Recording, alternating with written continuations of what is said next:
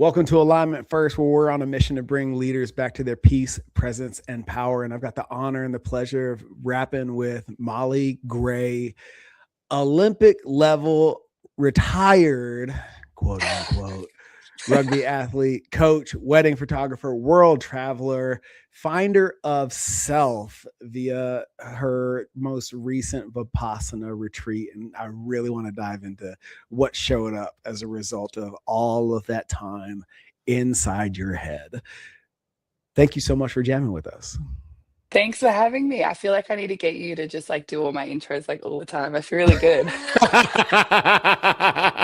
So good. But don't mind my husky voice though. After my Vipassana, I've just been talking nonstop and I get too excited and I've like done a number of myself. So one of the things I left out in the intro is you served 11 years in the Australian Army, and with how many deployments? just one. Just one. I say So just. I love that I'm like yeah. just. And it's like I feel like that's like kind of a cool thing, but I'm like just. What a dumb word. Well, for all the vets that also served in Operation Enduring Freedom, like just one, like we get it. You know what I mean? Yeah. So Yeah. Yeah. You're I like, have just one. It's all good. Versus my big brother, our family's war child. He's got 5 or 6 pumps under his belt. So yeah, insane. yeah. So just one is fine. That's cool. You know what? We're cool. We're in the club. It's That's fine. right. That's right. But where I'm going with that is, did you, with all the chatter that you're experiencing post Vipassana, do you feel like it's similar to returning home from a deployment where you're just playing catch up on life? Is it a 10-day condensed but similar in intensity experience for you? Um, it's like yes and no, Mm. but so I have this habit in my life where I call them side quests, and I go off on a side quest every day. I think that's why my Instagram handle being Where's Mollie Gray suits me so much. So these side quests take me off for like 1 to 2 months, and no one knows where I am or what I'm doing. And by the time I get back, I'm always playing catch up, and I'm always like so excited to get back. So it being at the Vipassana was basically kind of like the same thing. And that was at the tail end of my latest like 7 week MIA mission that I've done anyways. But like I've totally been playing catch up. And this was the first time I reckon that I've ever been homesick as well. So there was this part of me while I was doing it that was just like, ooh, I love my life so much that I just want to get home to it. And I was like, what is that feeling? Usually I'm like running away and I'm just like, home feels pretty good right now. For everybody who doesn't know what Vipassana is, give us a little rundown on what it is, how it works, why you would go. I mean, you're stuck inside your head for 10 days straight. That's what it is. No, so it's a silent meditation retreat. So you go there and there's like, say, I think we had like 60 people, and you cannot talk to them. You cannot look at them. You cannot communicate with them in any way. One of my favorite things about it was like going to go through a door at the same time as somebody, and you can't even just like, usher them through. It's like you've got to pretend like they don't exist. And it's really easy to do. But then you're just kind of standing there like, like when NPCs are like walking into walls. It's like Sim City for 10 days straight. um, but yeah, so there's no talking, no communicating, and you are basically meditating for 10 to 12 hours a day. And they teach you, I want to say slowly, but it's not, because you like smash out that 10 to 12 on like day 2. But it's what's really beautiful about it is the way that it's broken down. And so the first 4 days is all about observing respiration and sensation in your body. And that's how we're essentially teaching our minds to focus, because we're so unfocused. I feel like we walk around thinking we're really focused, but like probably not when you think about it. But so you're observing your respiration, your sensation in this little spot here for 4 days while you're sitting really still, trying not to scratch and itch and move and all the things. And then on day 4, you're taught about the actual practice of Vipassana, which is the body scanning. So you start off real slow at the top of your head and you're basically looking for sensation.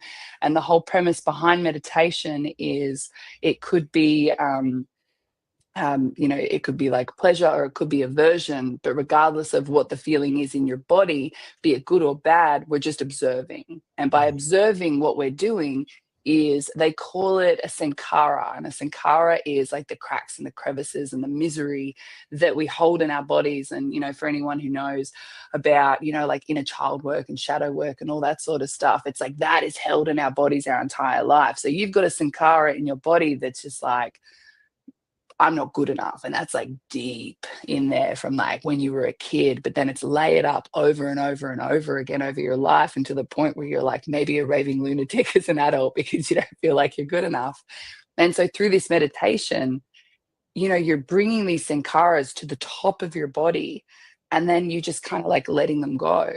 And it's a really interesting, horrible, painful process that I didn't realize it would be so bad. And like every now and then I'd be sitting there and you're all in this great hall, excuse me, and I would open my eyes and everyone's just like zen as fuck. And I'm like this scratchy little crackhead up the back sometimes. And I'm in so much pain, like my knees and my back and all the things, like all the rugby injuries are like coming up to the top.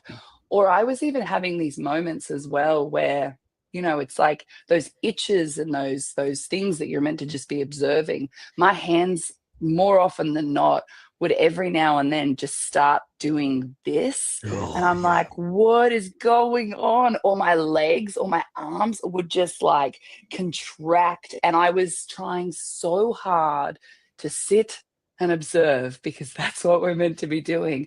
And it got to like day 6 and, still no talking, still no communicating. You get 5 minutes every day with one of the teachers though, to try and like, dissect as fast as you can. And I went up there and they said day 6 would be the hardest. And I was like, nah, she'll be right. Day 6 rolls around and I'm like, oh my God. And I'm stuck in my head and my head played some like, oh my God. But like these body pains were just so intense. And I went up there and I sat down in front of this like beautiful old man. And he's just like zen as hell. And I get there and I'm just like, what is all this feeling? And he's like, oh, they're just sankaras. Don't worry about it. And as soon as he said that to me though, it's like you have this little like switch in your head that goes, oh, so this is okay. And then day 7, I just let my body do its like thing. And then it would just kind of like come back to itself really quickly. And I blissed out like the whole day 7. And it was crazy. It was so weird. And like when I meditated on day 7, like day 8, 9, 10 was just a whole thing in itself as well. But day 7, I was like, hell yeah. And it was just, I sat in that hall all day, went out like a couple of times, but like it was incredible. But one of the hardest things, and sorry, I'm going on this huge rant let here, it rip. like, Go ahead. That's what we're here for. Come on.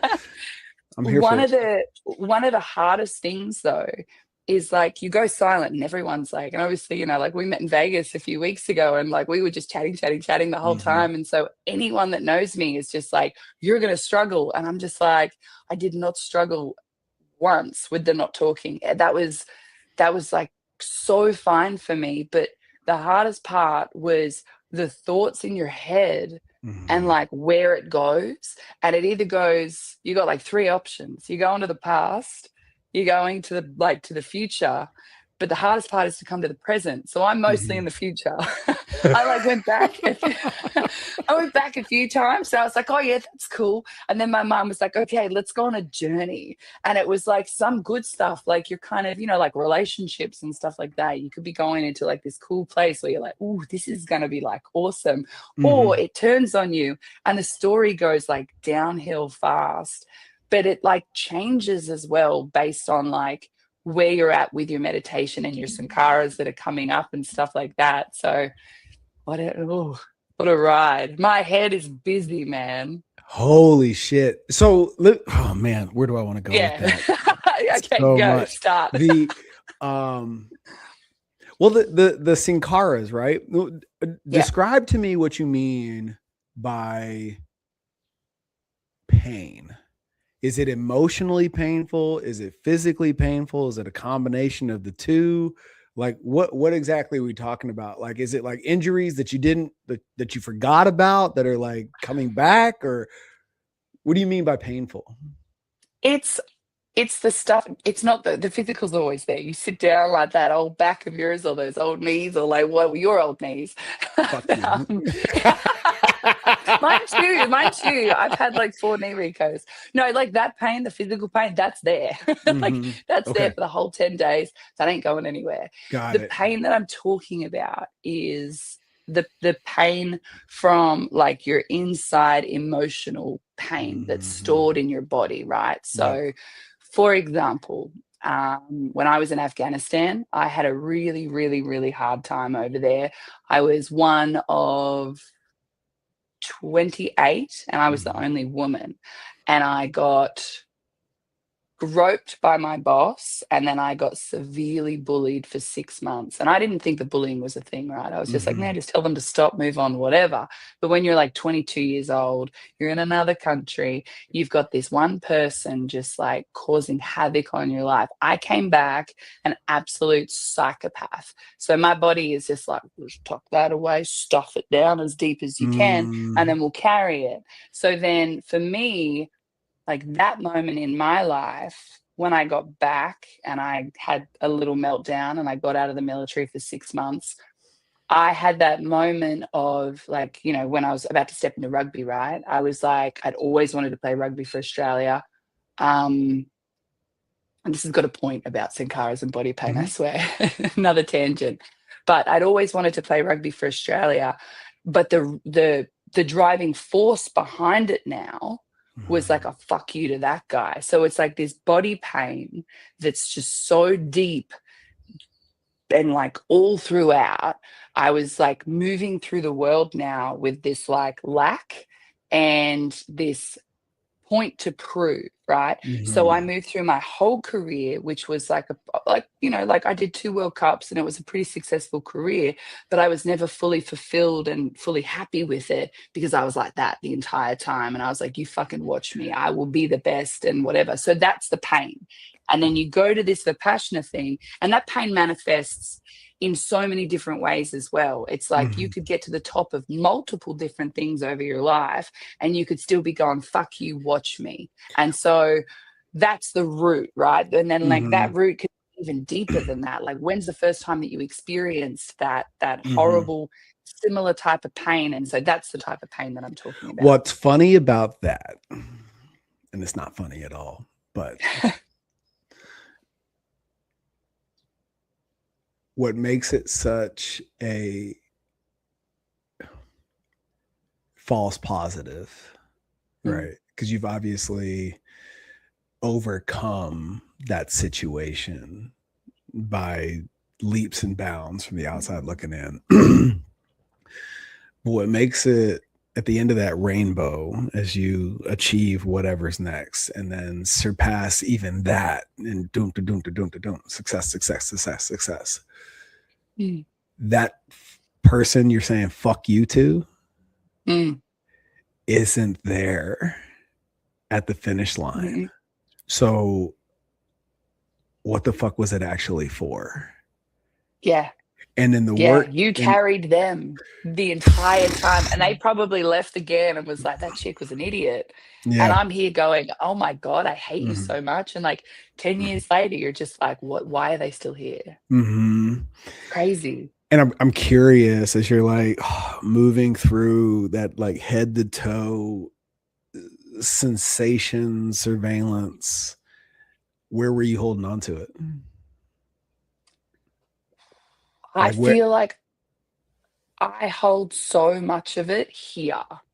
in your chest? And yeah, like my Mm, chest felt so tight all the time. However, if I was observing when my body was spasming, it was mhm, my hands and it was my leg and it was specifically my thigh.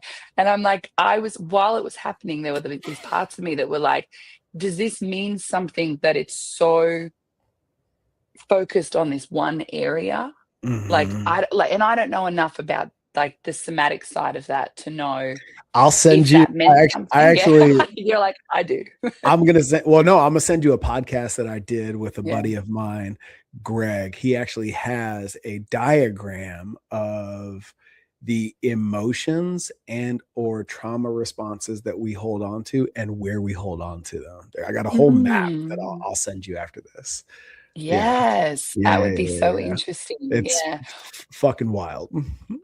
You know what though? Funnily enough, like when when you're going through this meditation and when all these Mhm, things, you know how if you like, you know, you sit down and you do like inner child work and stuff like that, and just say that it's the type where you're journaling and then you've got a guided meditation and they're trying to take you into all the different layers of your psyche and all that sort of stuff. And then you come out of it, you journal some more, and you're like, mhm, oh, the root of that problem was here from this point in my life of being a child. And you have like a really like you have a really intellectual understanding of what the mhm, root was.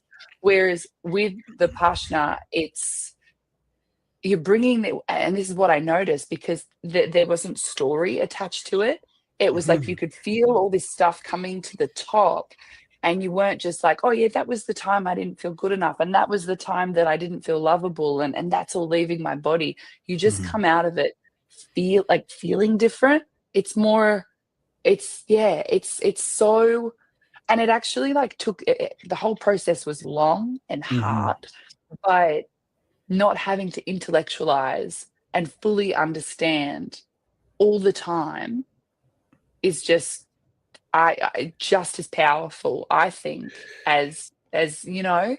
Yeah, no, 100%. I love that because you know, I get to Vegas and I knew you were my people because Yes. I'm late to dinner and inside of 5 minutes we're talking about self-discovery and plant medicine. And I was Yeah. like, oh, she belongs. Okay. Yeah, and you whipped it. You're like, "Do you wanna see a photo of my knee replacement?" And you, like, pulled out this photo, and I was like, "Hell yeah." Are you squeamish? Fuck no. Let me see that shit. Okay, here we go. And uh part of the guidance you're given in plant medicine facilitation is that which you resist persists. Mm. So you really, at least in my experience, and I've been really fortunate to have really amazing facilitators in this regard that have any at any point where I was like resisting, or and I'm curious how this lands for you in Vipassana, like that thing that you thought you were there to resolve, you had attached a capital T trauma to it. And then what shows up is, oh, my dad ignored me at the dinner table. I don't want it to be that. It's got to be Yeah, yeah, yeah. like an ass Big. whooping or a fight that I got into, or a Yeah. relationship that ended, or somebody significant died. I want it to be that. That Yeah. that would justify this deep sobbing pain that I feel. It's like, nope. Yeah. He walked out on Da your athletics ceremony in high school. Mm. And the scars that type of shit leaves. And like as you say it out loud, adult to adult, you're like, that sounds so dumb. But you're Yeah. to your point, the inner child stuff, your 8-year-old self is like, fuck no, dog. Like that's where the work is, you know? Yeah. And so in the plant medicine space, because it is so upon you, once you're on the ride, you don't get off until it's over, Mm-mm. right? Mm-mm. And So you it's get stuck, and it's like you you need can. someone there Oh, my. to be like, "Hey," like, you know, and you're not even there. It's like they're just the hands or whatever. I got stuck once, and I all I remember was like just being like this. And then my facilitator, I've been so blessed as well. And I've gone with her 3 times. She comes over and she's just like, put her hands on me. And she's like, Mm. relax. And then, but then it takes you off on that journey. And you're like, I won't go there. But we're there. Well, and the facilitator then is, hey, let it, allow Yeah. it, surrender to the medicine, take the lesson it's trying to give you, learn it, internalize it, and then move through it, right? Yeah. In Vipassana, because it's so deliberate, it's voluntary, and it's sober, right? Was there a loop that you got stuck in along the way, like something that you're, to your point about that busy monkey mind? Is there something that was like on repeat for a good while before like the surrender actually took place in day 6, day 7? Mine was, my loop was relationship. Oh, man. That's why I It asked you if was, there's anything off limits. Here we are. no, it was. And it was, it was two relationships, right? It Mhm. was my past one and it was my current one. Mhm. And my past one was fucking traumatic. And I've spent the better part of the year. Actually, no, I have. I spent a whole year after that ended. Mhm. I was like a wreck, right? An absolute wreck. And my heart was broken. I knew that I needed to leave. I knew that this person for me was just like not it, because who I was like just this puffy, sad. My whole body was like caving in with this guy. But the verbal abuse that I copped and delivered as well, that stuck with me for a really long time. So I've worked really hard throughout the year through plant medicine. I did so much, like plant medicine. I did theta healings with a psychic, which was like awesome in itself, and I'm so glad I did that too. I tried like somatic therapies. I did guided meditations. I did, you know what? One of the most beautiful things for me was going and joining a gym and finding a new beautiful community as well. Yeah. That brought me back to life. But Mhm. the extra anger that I held there, that came up, and it was fucking violent. And I was so shocked that that's where my body was going and that's where my mind was going, and my fuck you was still like so heavy, right? Mhm. I've worked really hard through my mother wound. Like every time I do plant medicine, she's like, hey, I'm back. Oh man, I'm just like, you again? You again? My Mm. first one ever, the entire time. I reckon it wasn't an ego death the first time, but it was pretty damn similar. And I Mhm. was gone for the 4 hours, and I was like deeply feeling so much pain and sorrow, and just sobbed the entire time. And I came Mhm. out of it and I was just like, that was all about my mum. My second one was like 18 months later, and I went back because I was having dramas in the relationship that I got out of a year ago, and I was losing myself, and I was just like, I need to go back. I was dreaming about it, and I was like, I need to go back, and I need to find myself again, thinking stupidly, so dumb, that it would give me the same freedom that it gave me last time. Because after the first plant medicine, I went on to have the most spectacular year of my life. I come back in for my second, being like, I'm going on that journey again. And the plant was just like, bitch, no, you're not.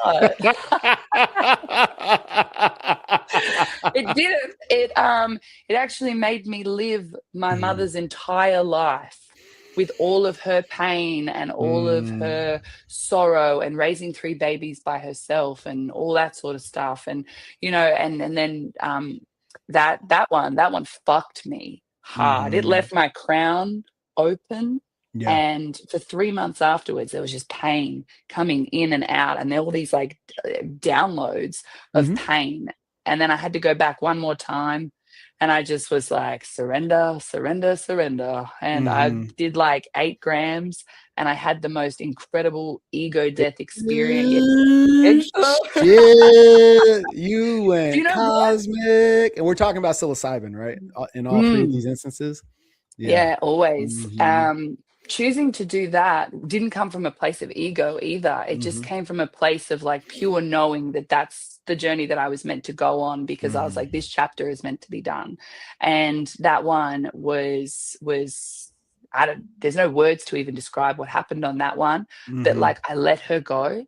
So thinking that she was going to show up in Vipassana, and she didn't. You know, she pissed me off a couple of weeks ago at my brother's wedding, and I was just like, see you later. Like, you know, I get back from America and she's just like, I take off on my little side quest, and she's like, you're a red flag for like leaving the country and going off to like meet a man and whatever.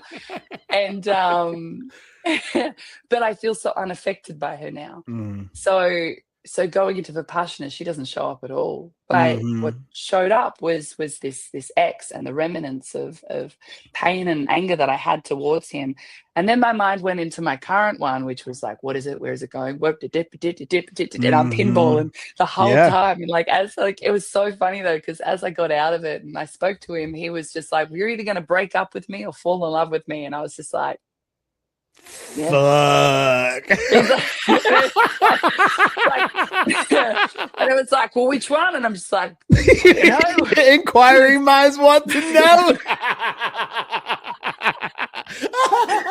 But that's where my head mostly was the whole time. And I'm just like, 10 days of this, and mine wants to be like, are you going to fall in love? Like, that's where my mind was. So let me ask you this, because you know, you're taking the lessons of one, and I guess we're talking about future casting, right? So you're projecting into the current, right?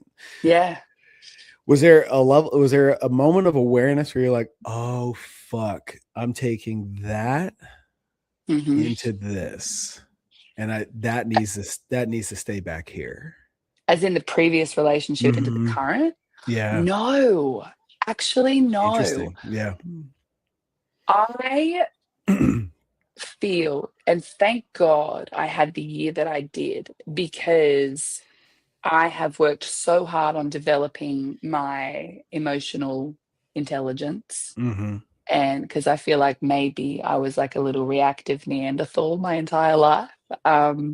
Just like a dumb thug moving their way through relationships, and super reactive and all that sort of stuff. And because I like allowed myself to feel through that entire breakup, and my goal with that one was, no matter how much pain that I was in, I always wanted to keep an open heart. I didn't want to come through that being like, fuck men, fuck relationships, blah, blah, blah. So it's like, when I've come into this next one, I didn't bring any of the anger, or like, I didn't turn up with my bags, you know? Right.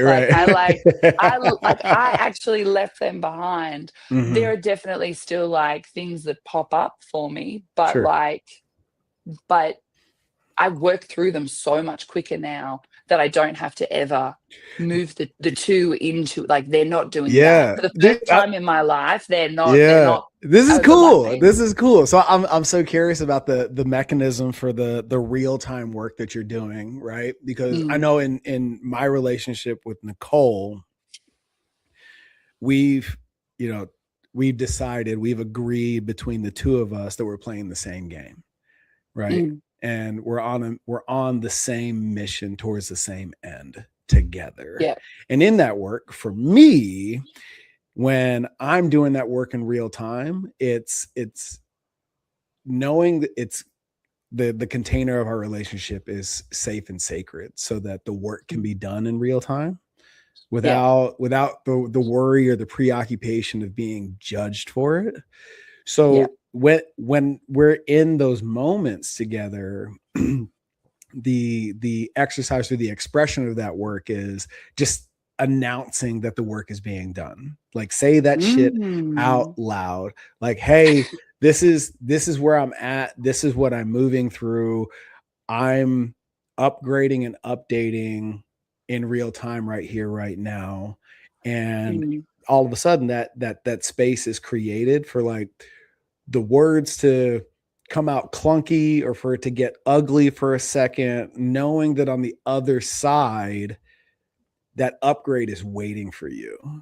Yeah. Right. So what does it look like for Mollie when she's doing that work in real time, when like you're activated based on something that doesn't have to do with the current situation specifically. It's some shit way back when that's showing up in the here and now.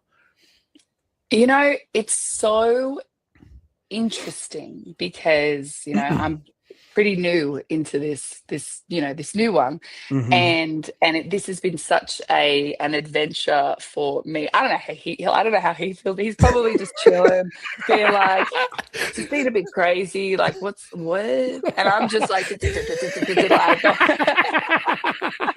I'm like feeling all the feelings, and he's just like, I don't care, man. One thing that like happens for me in real time is like is the triggers that come up, and they are overwhelming. And this is the thing, and I was watching a video last night about it, and it's just like, you know, we go into our solitude post breakup, and we're like, I'm healed. I am healed in my home, away from the world, where I'm not being tested and whatever. And it's like the biggest test is going into relationship, and all of a sudden it's like you're getting triggered left, right, and center, right? So for me, it's like those real-time downloads are observing in my own body what's happening when I get triggered by something. And then instead of being like, bam, fuck you, it's just like, sit with this for a little bit and see what's happening. One of the most challenging things for me, and I've really only been able to start doing this post Vipassana, is communicating that. Beforehand, I was like suffering in silence, and, you know, I would go quiet and I would get uncomfortable and I just wouldn't say anything, and I would get so in my head about it, and because I wasn't saying anything, it's like, well, how's this guy meant to know that I'm like suffering? And so what I've been doing now is I'm finding there's this freedom in my throat to be able to like communicate my needs. And I try really hard to not, like, you know, let's just say someone does something that pisses you off and you're like, that pisses me off. And that's because this happened back here, you know, this time. But it's like, I don't want to bring that into this, because then that kind of like takes away from that person to be like, oh, well, you're just acting like that because of old mate from before. And it's like, no, I'm reacting right now. My pain is my own and how I feel it deeply. But like right now it's you. But and I don't know if my answer is making much sense, but no, totally. But it's just it's yeah, I'm just in real time. I have so much more like clarity throughout my entire body, where I'm like, ooh, I know what this is, but I need to keep like checking with myself to be like, you have to communicate. Yeah. You know, Well, if I don't, I feel like I'll die. Was there a big leap for you in ego or identity coming to this place where you check in with yourself first when that activation, or I don't like to use the word trigger anymore because of the energy around it. Most people receive that word negatively. So the word I've replaced it with is activate. When you feel activated, this peak emotion, was there a lot of work involved, plant medicine or otherwise, in which you, instead of externalizing first, you check the temperature inward with like the question I always ask myself when I'm activated is this my shit, or is this actually happening? Yeah, that's something that I've been doing so often, like and I never used to. Like if I got activated, I'd be like,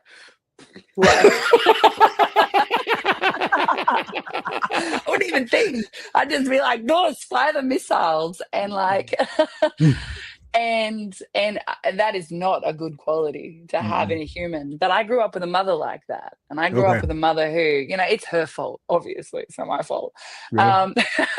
No, but I grew up with a mother who was really, really reactive to me, to her partners, to my siblings, everyone. And then so I moved through life and I would be reactive, and I would try really, really hard not to be, and it would be like, You know, Mhm. you'd be in there like trying not to, Just fucking and it was, vibrating.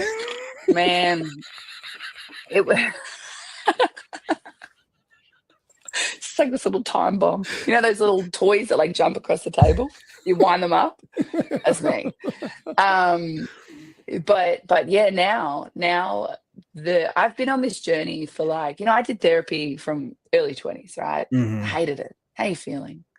You know, and you'd go there and you just like, oh, he did this, he did that. And it's like that, whatever, who cares? Like the dishes in the sink. No one gives a fuck about the dishes in the sink. Mhm. But unless you're Eric, he really cares about the dishes in the sink. Like that one. um yeah.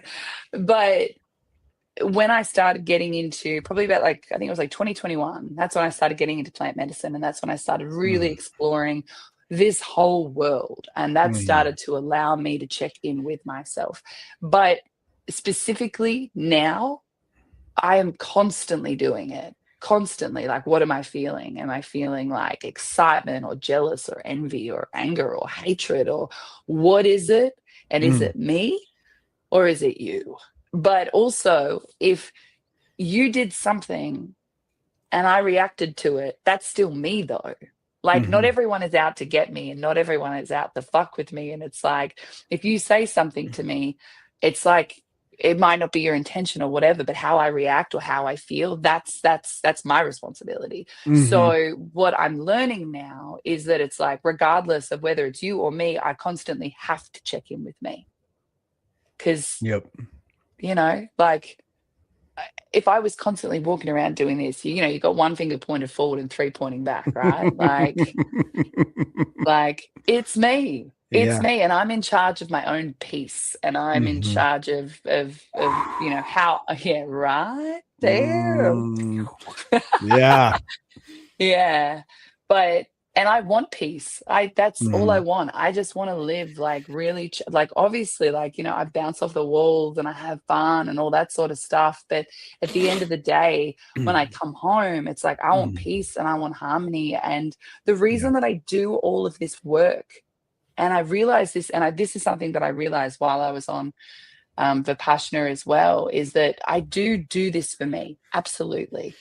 Um, but I do this for my, like, to be a better partner in relationship, and then to Mhm. one day, you know, if I'm a wife, to be a better wife, and then if I one day get to be a mother, to be a better mother as well. They're Mhm. the things that I want. I want to be a great partner, great wife, and great mother, and a Yeah. great person. So again, my peace is my responsibility. So, Mhm. So you know, that's a beautiful segue into this next question, because the coaching call that I facilitated this afternoon prior to this episode, this conversation, there's a prior intelligence operative named Chase Hughes. He's big in the podcast space right now. He's got this really crazy book. I'll put it in the show notes. But like just a wizard of people between the ears in terms of behavior and shit like that. And he talked about uh, there we operate in the world in three versions of ourselves: the version of us in private, the version of us in friendship, and the version of us in the workplace. And it dawned on me, because a lot of people, like you included, like, what is it, what the fuck do you actually do, like what is this thing? yeah, And the in answering, in like identifying that circumstance, like, oh fuck yeah, that, like, in teaching and coaching aligned leadership, it's helping our clients show up in the world not in three versions, but as mm, one version, yeah, right? So you don't have to code switch or change the version of you that certain people experience only to jump into a different costume and wear a different mask for this other room that you operate in. And you know, your move, that's so much fucking energy yeah, to do that all day, every day. Who I am as a dad, who I am as a husband, who I am as a guide and facilitator, who I am as a friend. Like, how much better does it feel to exist in the world as one person, not three, not four, not five, depending on the context of the environment that you're in. God, that sucks so much. And the fact that Yeah. we've led ourselves through story and our lived experience to believe that is required creates such a fractured experience. Yeah. Right. So as you're moving into this new season of your life post Vipassana, what does it look like for Mollie to move in the world as one person? It's a good question. And it's funny, like I remember hearing a podcast like years and years and years ago where they spoke about the different hats that we put on. And they kind of, I think back then they would play it out like, you've got to have your work hat and your, dad hat and your, all these different hats. And then so I have spent my life being all these different versions of myself. And like you said, it's like, it's so exhausting,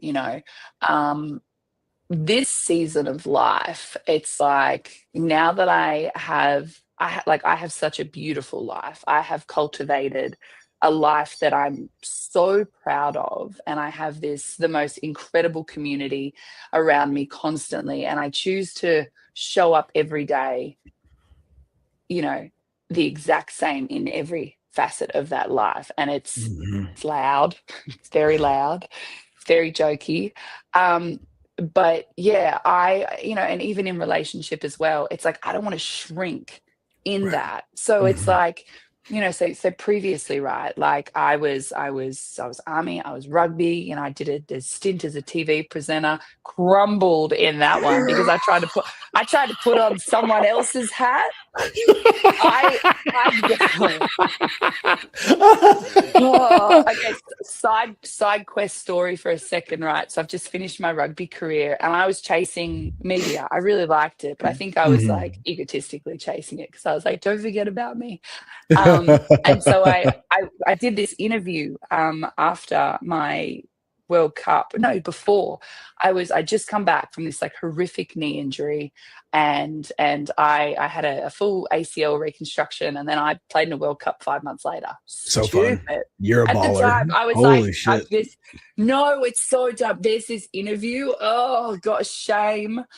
And I'm just like, oh my God, like just all these things are happening and it's just crazy. And I'm just like, no, it's not, bitch. You are so fucking injured. And I was like, yeah, I'm walking because I walked out of hospital and I was like holding onto the walls and I was like, whatever. And it was, I can't even, like, who was that idiot? Whatever. Anyways, so I'm at doing this interview, right? And there's this big semicircle couch and it's real deep. And there was me and another teammate. And I was just like, babe, whatever you do, don't sit straight back. I'm like, chins. I'm like, you got to lean, throw an arm up, cross your legs, do whatever. So she's sitting like this the whole time. And I'm like a lounge lizard. And from that, I was able to have just like a really chilled out conversation like this. So then post World Cup, fucked my knee, obviously. 4 weeks of football. Like I had to medically retire after that. And I was like, why? Stupid. Anyways, got a phone call and they said, we've got this show on Fox Sports that we want to do. It's a panel show and we want to have you on. We want to have a female player on, blah, blah, blah. And we loved what you did on the couch. And I was like, sick, great. And I turn up and I was like, fresh off a World Cup. So I'm like boulders of shoulders and just like thick and like athletic as hell. And I go in for this photo shoot with the whole team. And it's all the men were all the ex-footy players and, they're like kind of young, kind of old. They're just like, they don't care. They're just like rocking their like pot bellies in their jackets and they're just adorable. And then the women, though, are all these cute, teeny, tiny little news reporters who are like this big on me. And I'm walking in like dus. And I got so insecure And so, Ooh. and I didn't know how to stand, and I didn't know how to be. And all of a sudden, it's like that wild, fun, free chick that I know that I am Mhm. disappeared almost like instantaneously. And then I was Yeah. like, crossed my legs, and then, oh, yep, held my hands like this. And I just Oh, fuck. turned. Yeah. So I grabbed her hat, put that on my head, Yeah. and then I was showing up for these shows, and I was doing a couple a week, and I fucking bombed it because I was Yikes. so self-conscious that I couldn't even Mhm. just sit, write a couple of dot points about rugby and just Mm. talk. And like talk with my Wow. hands and be animated and Mhm. whatever, that I like there were all these comments Yeah. from this one show where they're just like, "Who's this bitch? She doesn't even say anything." And I was, but in my mind and in Never my read the body, comments, Molly. ah, Never read the no, comments. Post and ghost. Be done with that I shit. know, I Whoa. know, I know. And so like, Damn. I put somebody else's hat on, right? And then so I Mhm. got the flick from that show pretty quickly, because they're just like, Yeah. this chick sucks. And then then you're angry, you carry that anger with you, Mhm. put that in the bag, and Right. off you We're toddle gonna and deal with whatever. that in But Vipassana. We'll yeah, yeah, save yeah, that yeah, for yeah, I'm later. gonna deal with that. Never. 10 years later, thank you. What the fuck? Like, oh, it just blows my mind. Throw that It's in so there. it's But so human. It's so human. oh, it truly is. Mhm.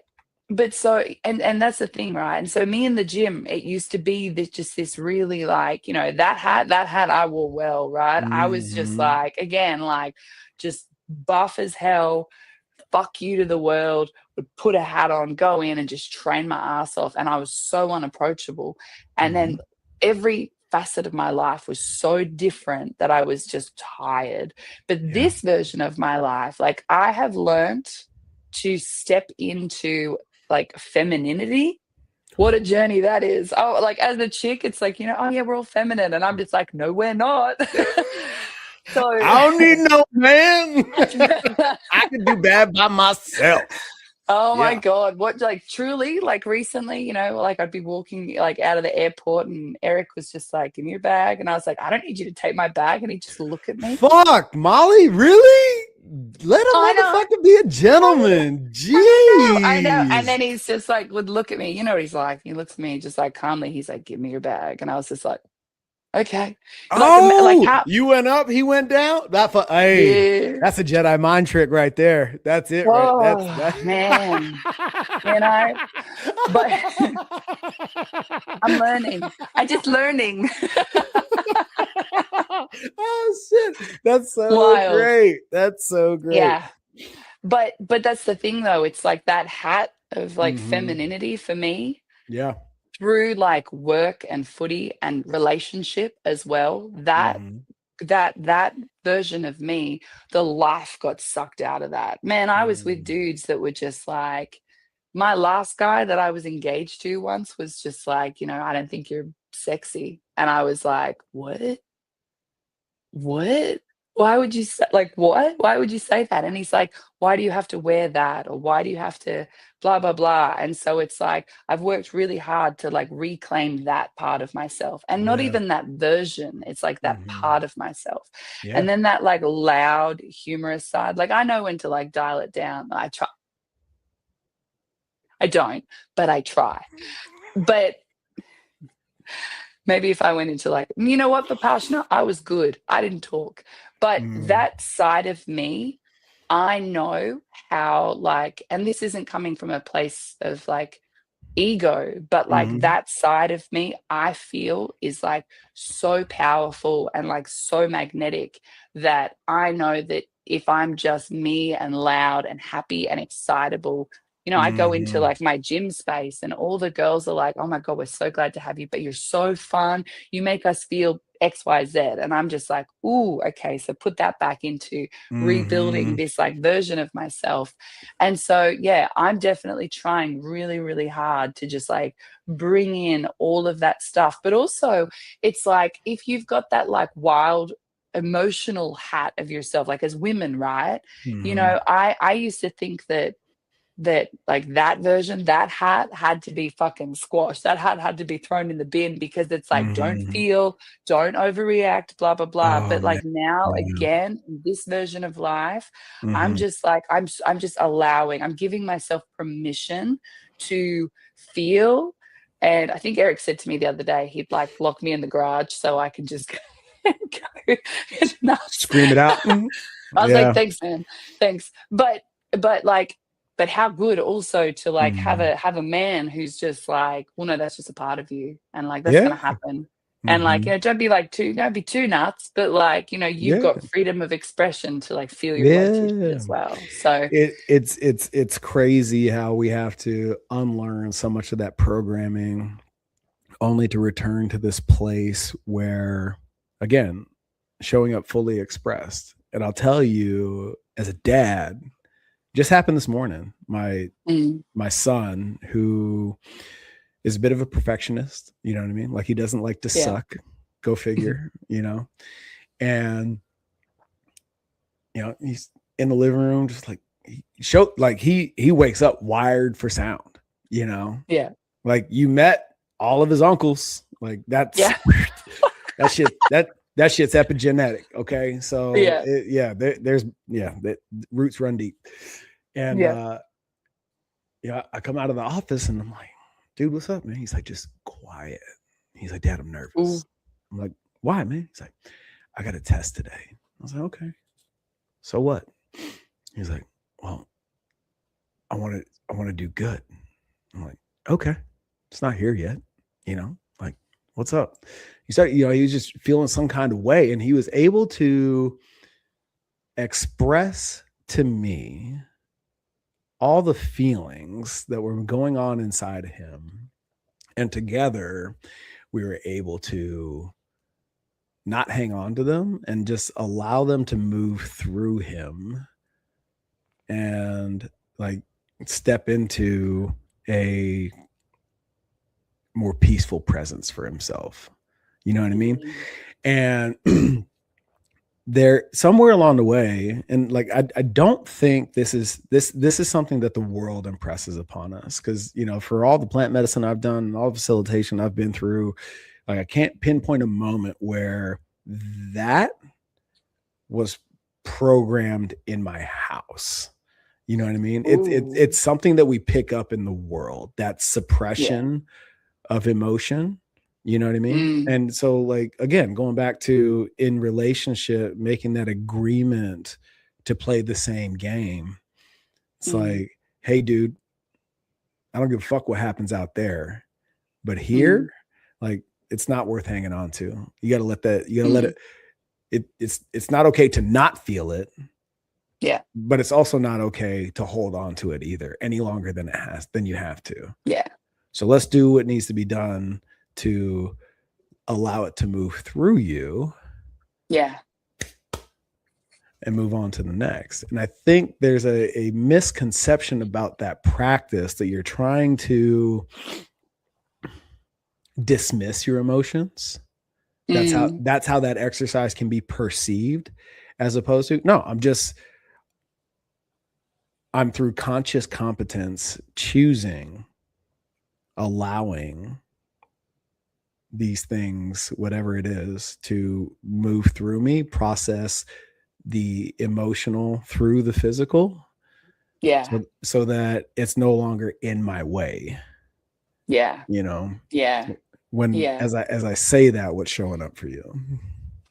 It's just, I'm thinking about, like, there was something that came up weeks ago, and it stuck with me and it hurt me like deeply. And I didn't initially communicate it the way that I needed to. And I couldn't. I was trying and I just couldn't get the words out. And then I was just like, I'm just gonna fucking implode in. And then but because I didn't like allow myself to feel it properly and then communicate it properly, it showed up again, like, a week or two later. And it's just like, why are you not over this yet? And I was just like, I don't know. I'm not sure. But I'm just going to like sprinkle like a smidgy of what it was again without fully communicating like everything that I was feeling. And then it showed up in Vipassana for 10 whole days. Yeah. And so I suffered for 10 days. And then it came up again the other day in conversation. And I was just like, listen. And he was just like, what the fuck? Are you going to keep bringing this up? And I was just like, I got to get this out of my body. That's and right. I did. And by being able to like give myself the space, and it's not necessarily, you know, them that aren't giving me the space, it's me, you know, Right. because mine was suppressed. Mine Yeah. was just like, you're too much. I had a conversation with my mum recently. God bless that woman. I love her so much, but damn, it's hard work. But you know, I ring her up out of the blue, and no, actually no, she calls me. She's like, how are you? And I had a lot going on at the time, and I kind of always do. And I was just like, okay, so you know, I was like, I'm selling one of my investment properties, I'm quitting my job, and I'm buying a gym. Or I don't know if I'm going to buy the gym. I'm not sure. I don't know. I'm still trying to figure that one out. But I'm like, something is happening. And I was trying to just say to her, and I walk around my gym like with like all my best friends are in that place. And I was just like, magic is happening. I was like, something is like going on in the world right now, and like big things are shifting for like a lot of us. And so, and I try and talk to my mum like that. And I was just like, bam, bam, bam. I did these 3 things. And she's like, oh, okay. Yeah, sweet. All right. I've got to go. All right, darling. Bye. And I was just like, what the fuck? I was like, okay, cool. I was like, you know what? Crack on, whatever. And I was like cruising around on my bike and just like in the sunshine. And I was like, I don't care, whatever. She calls me up the next day and she's like, listen, I just got to talk to you about that conversation. And I was just like, what's up? And she's just like, you're too much. And I was like, ooh, what? And an unhealed, not that I'm like fully healed, no one ever is, but an unhealed version of myself would send that all the way back to being a kid and having someone say, you're too much. Don't be so shiny. Don't strive for this. Don't strive for that. Just condense, you know. And then I've had that my whole life with her. But then when I'm doing the thing, like playing rugby, for example, it's like you train too much, you live in the gym, you have no life, all the things. Like you're so muscly, like, you know, what the hell. But then when I'm off playing a World Cup, it's like, oh, I'm so proud of my daughter kind of thing. And I'm just like, you can't have one without the other, dude. I'm like, you got to love my journey, and it's mine. It's not yours. So then when she says this to me the other day, I was just like, dude, literally like you being triggered by how I live my life and the successes or the failures that I have is not a reflection of me. That's a reflection of you. And she kind of like argued me on it. And I'm like, listen, I'm nearly 40 years old. I do not need your permission to shine. And I do not need your permission. I have worked too hard to be this, like to embody this version of myself, to be like, you know, like I never thought in a million years that I would own multiple properties by myself and have a work, like, you know, my finger in a couple of different pies with work, that I get to literally live my dream life. You know, like I cruise to the gym and I work there because I can, because I want to. That's not my full-time job. And I like hang out with my dog all the time. And I love my life so deeply that when somebody turns around and they go, you're too much, I'm just like, cool, bye. Like, you know, and I forgot the whole point of where this was going, but like, but being told that you're too much by somebody, so weird. So like, I will never, ever suppress my emotions or my life or my bigness or my greatness or whatever it is, again, to like appease another person because they're just like, I can't handle it. And I'm like, go. And I know a plant medicine lady, off you go. So it's crazy how it always comes from the most unlikely of sources, like to Mm, have that realization and have that friction come from a source that is so close and near and dear and supposed to love and accept with unconditionally, right? mhm. It's crazy. And I'm curious, in partnership, to be involved with a person that is beyond secure in who the fuck he is, for better or for worse. Mhm. And for him to say out loud, be you. Mm. What is that like? Because that I know for sure is rare. He doesn't know this. He said something to me the other day that was, I'm sort of making some moves at the moment, with career that are Mm-hmm. really, really exciting. And I'm just like, they're going to take a little while, but they're going to be great. And he said this to me like so often Mm-hmm. about just like, like go do you, go and but basically like just be great, go do Mm-hmm. whatever it is that you got to do. And he said something to me like about this new adventure that I'm going on. And it was, I got off the phone and I got like, I got so like emotional Mm-hmm. about it because I was just like, fuck, like to have a person allow you the space Mm-hmm. to just do what it is that you want to do without making you small or all that sort of stuff. Like I truly rare because in my dating history was Mm-hmm. always, you can't date a baddie and get mad when she's being a baddie. You know what I mean? Like Fuck, man. my, and this this isn't a shit on my ex podcast, but the I got a list. No,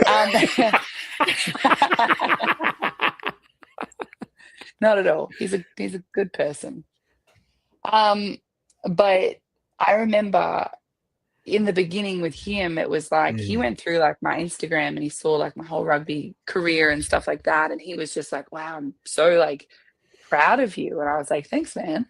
And then we would go to the gym, right? Mm-hmm. And I'm like, I'm a big bitch in the gym and I'm like strong as shit. And I know that. And I'm so comfy in that. I say to people in my gym all the time, I'm just like, do not compare yourself to me because I got like 15 years of like elite experience here. And I'm just Mm-hmm. throwing shit around because I want to, because I love it. But he was like, hey, why do you have to go and pick up the 30s as opposed to the 20s? Because he's sitting over there on a 20. And I'm like, okay. And then it was like, I wanted to go and learn meditation like 18 months ago. And he Mm-hmm. was just like, whatever reason that he was trying to push me out of it. And then Mm-hmm. it came out that he was just like, I was just really scared that you would end up here and I'd be down here. And I was like, that's not my responsibility. And then even Mm-hmm. just with so much of the stuff that I had going on and the dreams and the aspirations, they ended up being like merged together, Mm-hmm. but he couldn't keep up with it. Mm-hmm. So he would pull me down to where he was. So I had to live, my body collapsed with this man. Mm-hmm. And all of a sudden, it's like,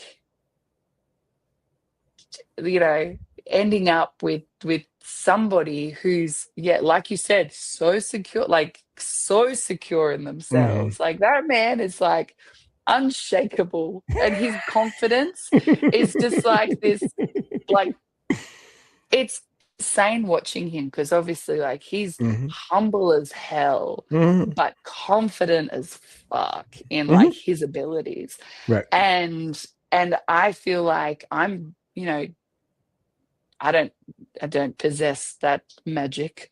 I Mm-hmm. do it to a degree, but Mm-hmm. like, when he allows me to just like keep striving for the stuff that I want to strive for, Mm-hmm. I can take a breath. And I was listening to something today and it was about like, men creating safe spaces for women to just soften and breathe and whatever. And Mm-hmm. it was like that moment that I sort of, you know, came to him to tell him about this cool idea. I don't need his permission to Mhm. have this cool idea, Right. right? But when he just was so open to it, that gave me like I could actually like breathe. I found myself being like, I don't know if I want to tell him. I don't know if I want to tell him because does that Mhm. mean, all the different things or whatever. But I was That's just that like, shit. Yeah. oh shit. And then I cried when I got off the phone. No, that's But like, awesome. You know? yeah, Yeah. yeah. It's always interesting when we meet each other, Mm. and it's like, I don't know, dog. Or, oh yeah, that's what's up, and it's never in between. Yeah, It's never lukewarm, yeah, you yeah. know. And so whatever it is you're working on, I'm sure it's some of the stuff that we were talking about in Vegas coming to Mm. fruition. Yeah, fucking rock that shit. That's fucking awesome. Good for Yeah, you. that's it. Yeah. And one of my things is like with doing all of this sort of stuff as well, and obviously Mhm. being with someone who lives on the other side of the world, that's got its Mhm. there's you get to a point with that and where it's like, well, someone's got to make a move, right? And I Mhm. found myself getting really like anxious about that. Mhm. And like one of the things that allowed me to be able to relax into telling him this sort of stuff Mhm. was because I was just like, oh my God. And again, something I learned from Vipassana, it's like, I don't need to live in the future Nope. with like, well, what decision do I have to make? Do I have to go there? Like, when do I give up all of Mhm. this? Do I give up all of my dreams? And like Yeah. my anxiety was like, like having a Yeah. fucking rock show in there. Mhm. And I just had this moment by myself the other day before I made this, like little pivot into this new business move where I was Mhm. just like, be present, be in your life right now. I Yeah. love my life. I need to Mhm. be here. I can be there, that's fine. Mhm. But like right now, I'm here. And if Mhm. I'm not living my life to my fullest potential here, then how am I ever going to live? Like, you're like, oh, when I do that, I'll be happy Mhm. kind of thing. Or when I Oh do yeah. that, I'll be better. And I'm like, I just want to be better right now. That's right. And yeah, and that was like the biggest thing for me. And then obviously being able to like chill out now and just presence, man. Who would have thought? Da, da, da. Mollie, you're fucking awesome. I'm really happy to be in your circle. Where can the audience find you, support you, hitch their wagon to you and all your adventure? I mean, all my adventures, like just my normal Instagram is all about that. So that's just like, where's Mollie Gray? If anyone's ever interested in my wedding photography, that one is just Mollie Gray Photography. I've got an Instagram, I've got a website, all that sort of stuff. But all the normal stuff, all the gym stuff, all of this sort of stuff, that's all just over on my normal page. Hell yeah. Awesome. For everybody out there Awesome. listening, give Mollie a follow and you know, see what it looks like to live a life well lived. And if you're on a mission to be the fittest leader possible, remember it starts with integrity, courage, and ownership. And it's all laid across the foundation of alignment first. Until next time, see you soon.